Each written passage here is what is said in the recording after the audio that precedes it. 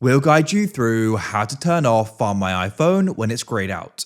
If you find this useful, then consider subscribing and liking the video. Here we are on an iPhone, and you're wanting to go and turn off Find My iPhone, but it's grayed out. We're going to guide you through fixing this. Make sure you watch this full guide and don't skip ahead. Otherwise, you may go and miss an important part of this. So, to go and get started, what you need to do is you need to go and open up the Settings app. I just want to go and show you what it currently looks like. So let's come to the top and type my name, go down and go and press Find My, then Find My iPhone. And you can see that it's grayed out there. What we need to do is you need to come back to the main settings like this and go and scroll down. Find the option for Face ID and passcode and tap there. Enter in your passcode. Scroll down.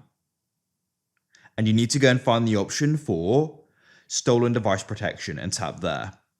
Now, tap this off. I have to go and scan my face. We've now been able to go and turn this off. Now, depending upon if that was set to always, you may need to go and wait a countdown for this to go and turn off, about an hour, I believe. But because I'm at a familiar location, I'm able to just go and turn it off. This adds another layer of security to your iPhone.